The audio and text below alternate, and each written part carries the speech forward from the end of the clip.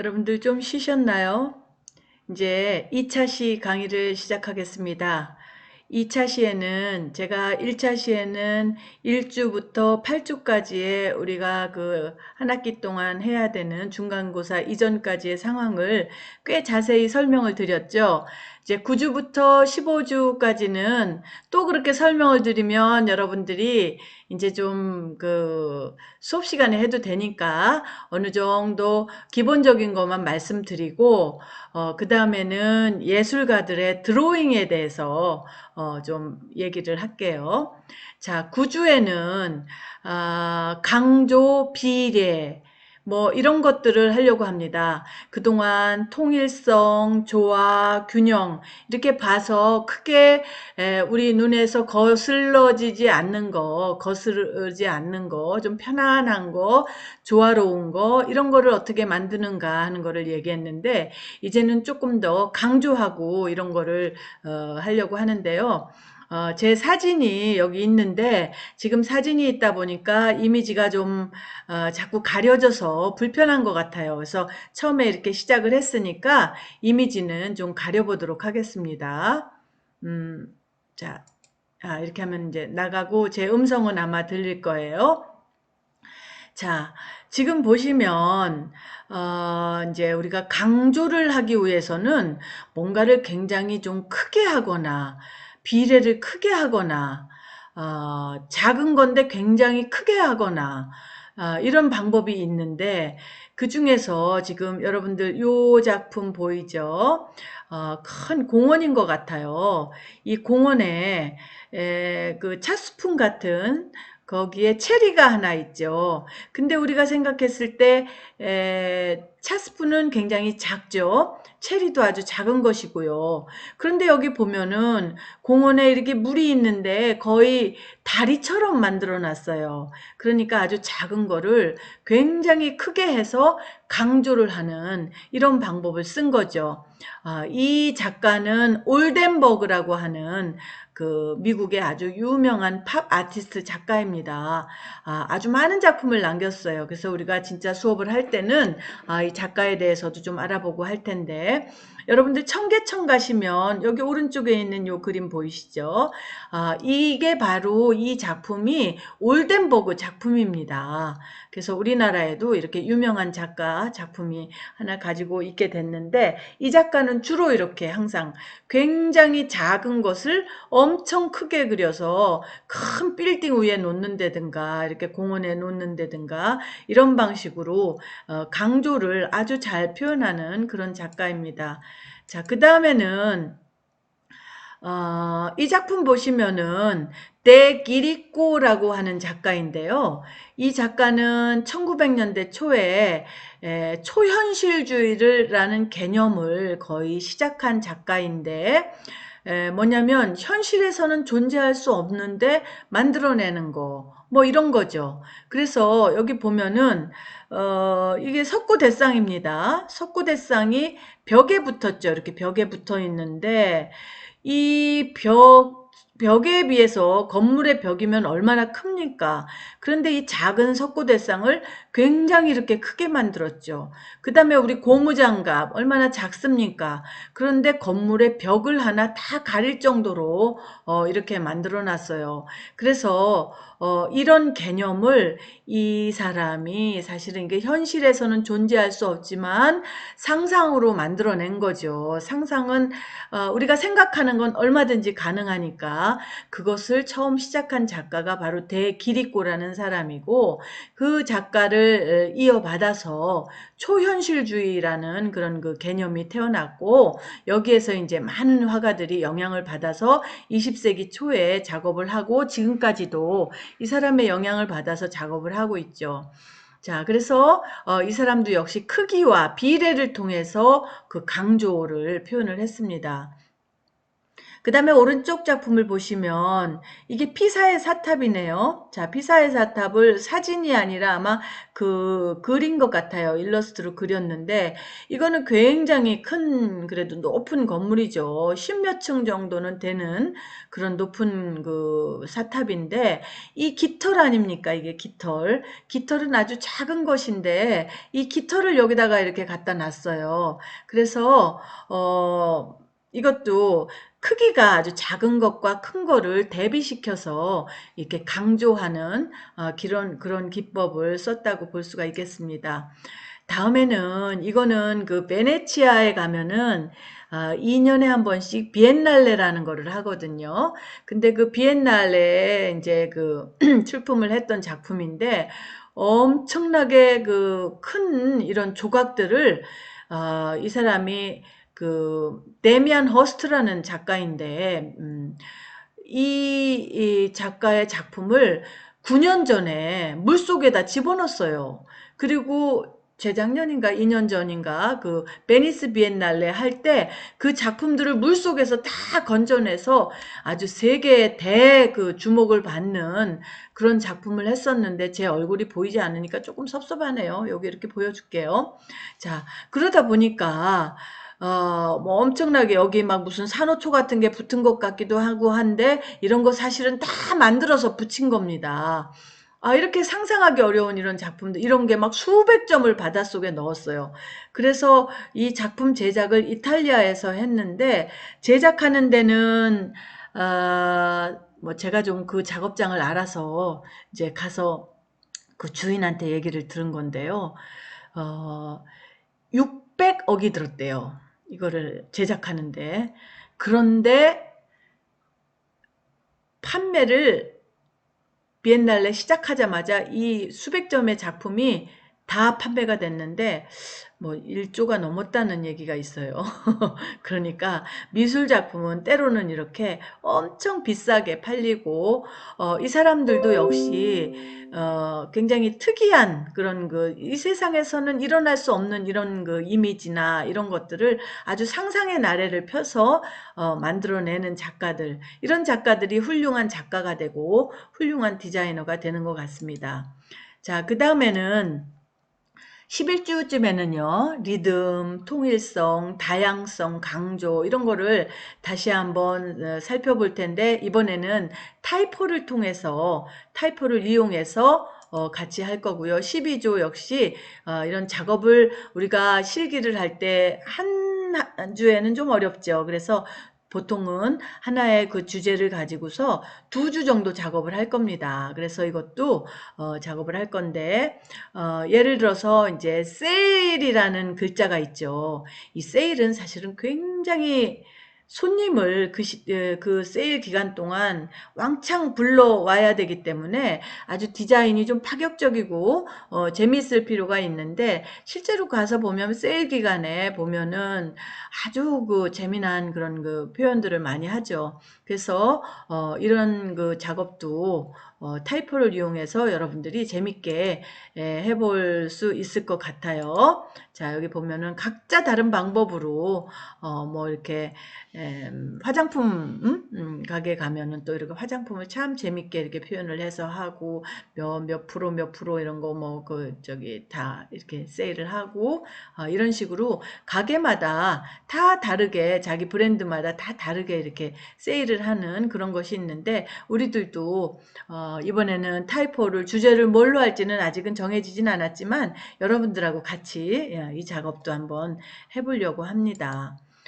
그 다음에 이제 거의 학기가 끝나는 14주쯤에는 지금까지 주로 대칭 같은 거 많이 했고, 이제 물론 그 비교를 통해서 굉장히 규모가 크고 한 거를 작게 표현하고 뭐 이런 것도 하기도 하고, 작은 것을 크게 표현하기도 하고 이렇게 했는데, 이번에는 거의 이제 마지막 주죠. 13, 14주 실습할 수 있는 마지막 주에는 여러분들이 꽃이나 어떤 그 이미지를 가지고서 아주 자유롭게 비대칭 좌우대칭, 우리가 처음에는 좀 대칭 같은 걸 많이 했죠.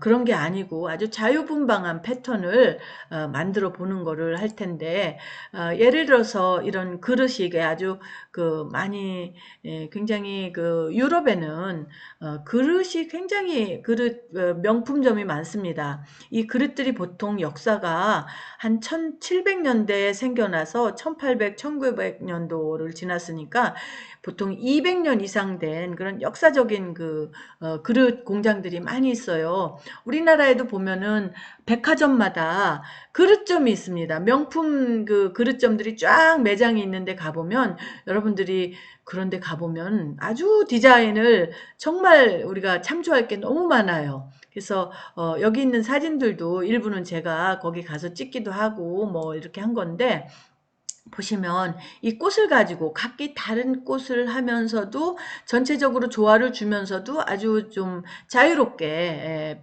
배치를 한 그런 예라고 할 수 있고요. 자, 이 작품도 보면은 꽃을 가지고서 마치 한 폭의 그 캔버스에 해화를 그리듯이, 그림을 그리듯이 아주 자유롭게 이렇게 바람에 날아가는 것처럼 이런 식으로 그렸습니다. 그래서 패턴이라고 그래서 꼭 뭐 똑같이 이렇게 하는 게 아니라 이런 자유로운 느낌도 줄 수 있다는 것이고, 요거는 또 굉장히 그래픽하면서도 선을 이용해서 이렇게 표현을 했습니다. 그래서 이제 이렇게 실습을 거의 다 하고 나면은 15주에는 마지막 이제 여러분들 정리하고 편집하고 그다음에 목업, 아까 잠깐 얘기했었죠. 목업이라는 것은 이제 목업 파일을 다운을 받습니다. 그게 포토샵 프로그램이거든요. 그 다운을 받으면 여러분들이 디자인한 거를 거기에 뭐 그릇이나 여러 가지 오브제들이 있어요. 거기에다가 집어넣으면은 마치 내가 직접 그 상품을 제작한 것처럼 아주 가상의 그런 이미지를 볼 수 있어서 편리하고, 제가 수업 시간에도 권하고 하는 것인데, 이런 목업 작업도 하고 해서 그동안 작업한 거를 쫙 노트에다 정리를 해서 그래서 기말 평가를 받겠습니다. 그래서 기말 평가를 받으면 이제 우리가 수업이 끝나는 거죠. 자, 이제 여러분 숨가쁘게 좀 달려왔죠. 자, 이제는 조금 차 한잔하면 좋겠네요. 그러려면 다시 꺼야 되니까, 그러지 말고, 이제 저는 일단은 계속 하겠습니다. 아마도 여러분들은 이거를 중간중간 계속해서 보지 않고 스톱해서 볼 수 있는 그런 장치들이 있겠죠. 편안하게 보시기 바래요. 자, 우선 제가 굉장히 지금 대가들의 작품을 이렇게 소개를 하려고 합니다. 그 중에서 이제 드로잉, 제가 항상, 저는 이 드로잉의 중요성을 너무나 잘 알고 있어요. 위대한 미술가들은 다 드로잉을 열심히 했습니다. 그래서 여러분들에게도 저는 이거를 이렇게 자꾸 강조를 하는 거예요. 여러분들이 능력 있는 그 디자이너가 되려면 드로잉을 해야 됩니다. 왜냐하면 드로잉이라는 것은 단순히 이렇게 연필이나 펜이나 이런 걸로 그림을 그리는 것이 아니라 거기에 그치지 않아요. 드로잉이라는 것은 작가의 이 머릿속의 생각, 이 생각을 표현하는 거거든요. 그러니까 드로잉을 많이 한다는 건 그만큼 생각을 많이 한다는 뜻이죠. 그래서 여러분들에게 권하니까, 여러분들 저와 함께 이제 수업하는 동안은 이 드로잉을 많이 해서 좋은 아이디어가, 아주 참신한 아이디어, 나만의 아이디어가 많이 나오기를 바랍니다. 제가 아이디어를 낼 때 처음부터 여러분들에게 완전히 머릿속에 이 세상에 없는 거를 창작을 하라 이러지 않았죠. 제 1주, 2주 여기서도 봤듯이, 앞에서 소개를 했듯이 항상 그리스 도자기나 아니면 대가들의 작품이나 이렇게 모티브를 제가 소개를 해줍니다. 그러면은 여러분들은 그걸 보고서 거기서 아이디어를 얻어서 뽑아서 내 걸로 만들도록 이렇게 제가 도와주고 있으니까 아주 재밌게 작업을 할 수 있을 거라고 생각합니다. 그리고 지금도 우리가 이제 1학년 때도 많이 그 작업을 했으니까 익숙하게 잘 될 것 같아요. 자, 먼저 봉준호 작품부터 시작하겠습니다. 자, 봉준호. 이번에 정말 난리가 났었죠. 봉준호 감독이 이 기생충이라는 이 작품 하나 가지고서 작년에 칸느에서 상 받고 뭐 어디 외국에 엄청나게 중요한 그런 영화제, 뭐, 베를린 영화제, 어디 영화제, 각 나라별로 온갖 영화제에 상을 안 탄 곳이 없더라고요.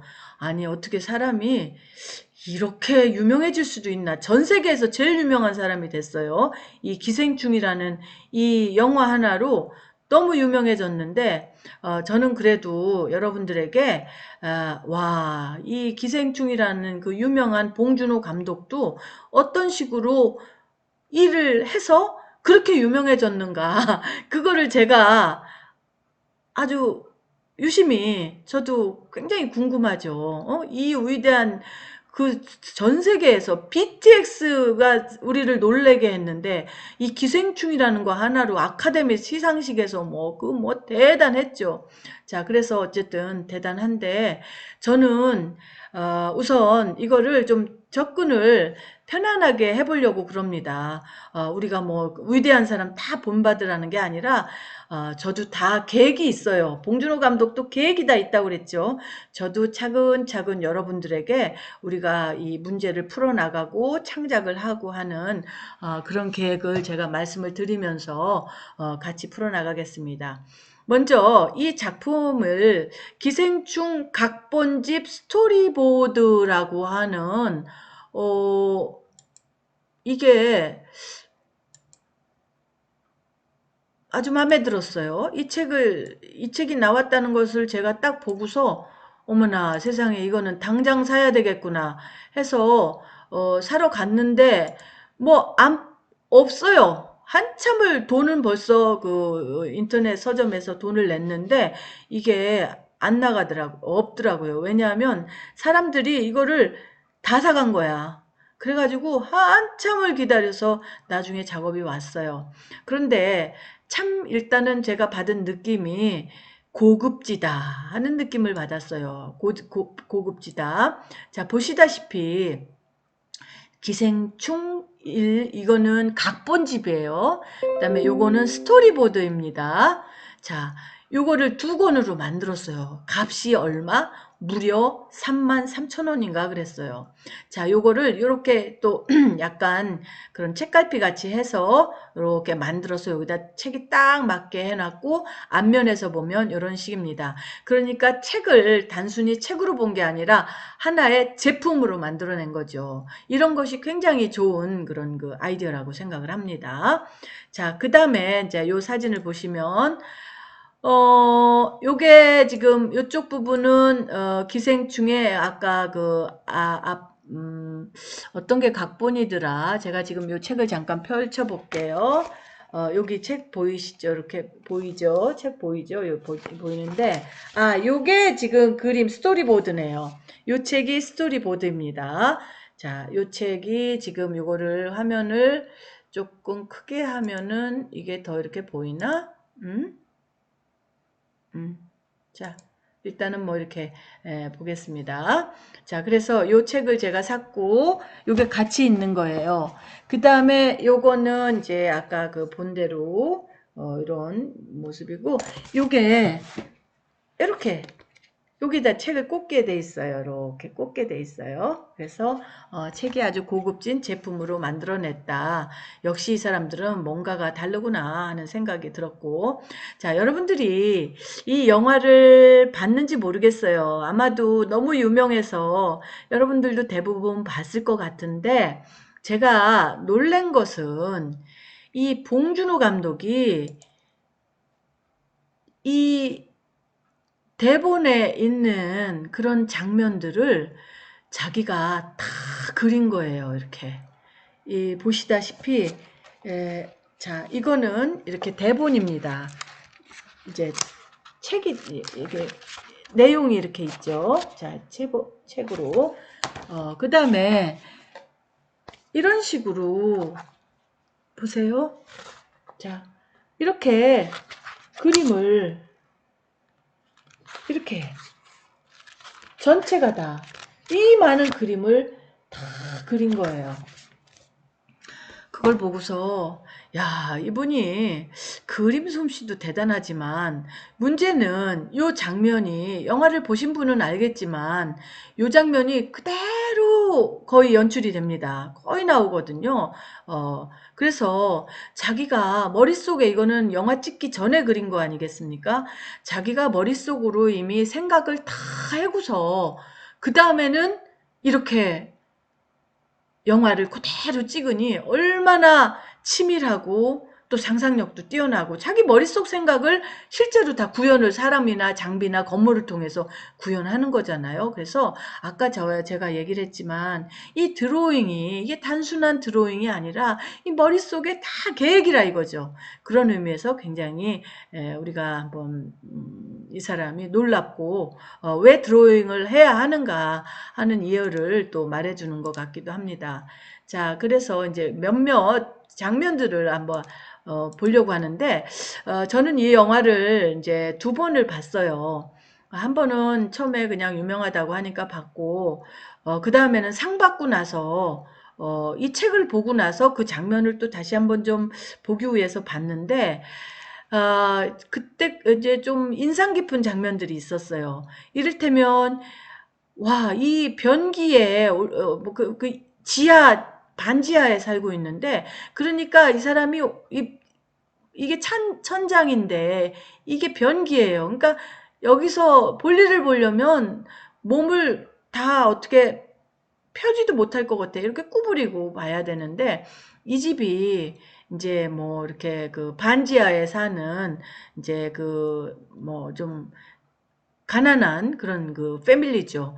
근데 와이파이를 이제 안 쓰고 이제 어디 가서 이렇게 절약을 하기 위해서 막 그러나 봐요. 그래갖고 막 여기저기 와이파이 잡으려고 하는데 바로 이 동생이 여기에 기우인가 여기에서 이제 와이파이가 잡힌다 하니까 기정이가 쪼아가지고 이제 쫓아가고 그래가지고 이제 볼 일도 또 봐야 되는 거 뭐 피자집에 연락을 해야 되는 그런 상황이 나오죠. 그래서 엄마도 이제 이렇게 막 또 좋아하고 이런 게 영화에 그대로 나오는데 이렇게 스토리보드집에도 있었어요. 그래서 요 장면이 이제 요거를 클로즈업 해보면 오이에 뭐 이리로 받자 가면서 이런 것들을 다 이렇게 적어놨죠. 자, 그 다음에 이제 요건 아주 유명해졌죠. 그 재학증명서, 연세대학교였나? 뭐 재학증명서를 위조하는 장면, 포토샵으로. 근데 여기 보니까 PC방이라고 써놨어요. 그래서 작가가 봉준호 감독이 이거는 PC방에서 촬영하는 거, 그 다음에 마우스 현란한 움직임, 막 능숙하게. 그래서 야, 너 이런데 왜, 이런 사람이 이렇게 능력 있나 하는 거를 뭐 우리 거기서 이제 대사도 좀 나왔던 것 같아요. 자, 그 다음에 이 사람들이 이제 그 부잣집 있잖아요. 근데 그 부잣집에 그냥 처음에는 가정교사 친구가 원래 거기에 그 기후에 그 가정교사가 그 집에 가정교사를 했는데 지가 외국에를 가는 바람에 그 집을 자기 친구에게 이제 이 집 아들에게 소개를 시켜준 거죠. 기후에게.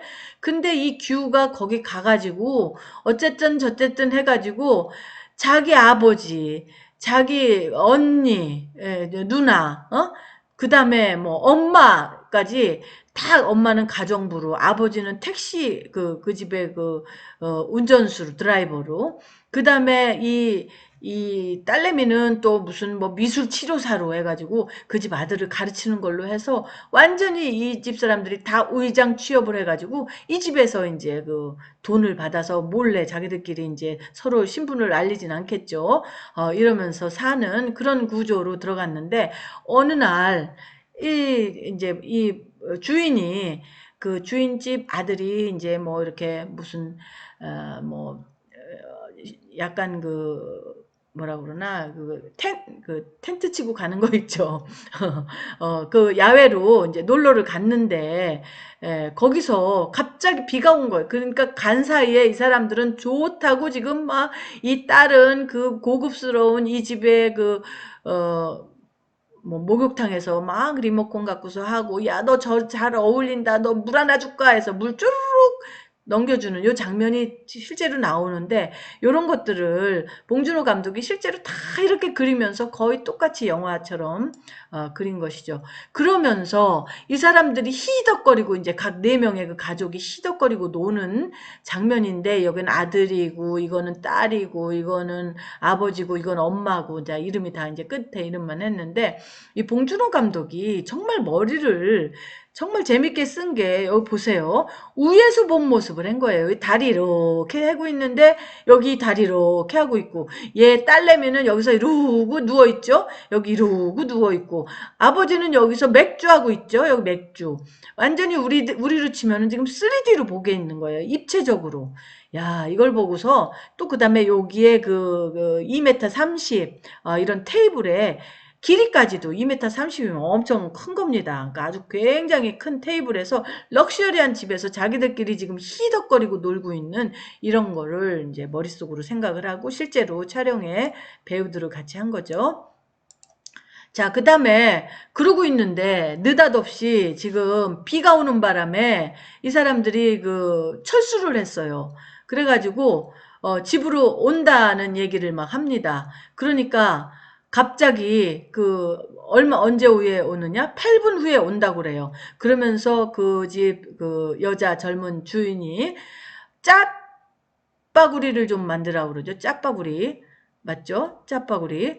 그러니까 갑자기 이 여자는 짜파구리가 뭔지 모르는데 그때 마침 예전에 살던 그 이 문광이라고 하는 가정부가 이제 들어와서 뭐 무슨 일이 있어서 했든 그것까지 제가 설명 안 해도 그래서 짜파구리가 뭐냐고 물어보니까 짜파게티와 너구리를 섞어서 만드는 거고 근데 거기다 한우도 넣으라 뭐 이러고 해서 지금 그게 아주 유명하잖아요. 그래서 그것도 보면은 이렇게 이 사람이 봉준호 감독이 다 이렇게 장면을 열심히 그렸습니다. 그리고 나서 이제 도망을 못 갔어요, 이 가족이. 그래가지고 그 아까 그 넓은 2m 30 테이블 이제 보니까 왜 큰지 알겠네요. 사람 키보단 커야 되니까 2m 30이다. 그래가지고 이 속에 숨어 있죠. 응? 이거는 지금 딸내미예요, 기정이. 테이블에 숨어서 있고 얘 이제 그 아들내미 이 집 주인의 아들은 어 밖에 이제 그 잔디 정원에 정원이 아주 멋있죠. 정원에 가서 있고 엄마 아버지는 쓱 누워가지고 이제 엄마 아버지가 젊으니까 소파에서 애정 행각을 벌입니다. 그래서 여기 지금 약간 애정 행각을 벌이는데 실제로 요 장면도 배우들이 그대로 연출하거든요. 거의 비슷하게 이거를 봉준호 감독이 다 이렇게 계획을 하고 배우들한테도 이렇게 시킨 거예요. 그러니까 얼마나 주도 면밀한지 알겠죠. 그리고 이제 이거는 한참 건너뛰어서 마지막에는 제가 여기서 엄청난 축제가 벌어지는데 거기에서 이, 이 딸내미를 그 지하에 살던 그 어떤 그 하여튼 뭐 얘기하자면 길지만 그 사람이 나와가지고 칼로 이 딸내미를 죽이고 이 그 운전수로 했던 그 집의 운전수였던 이 기정이의 아버지가 딸을 지금 붙잡고 있고 엄마도 지금 이렇게 난리 법석을 부리고 뭐 이런 것들을 지금 보여주고 있어요.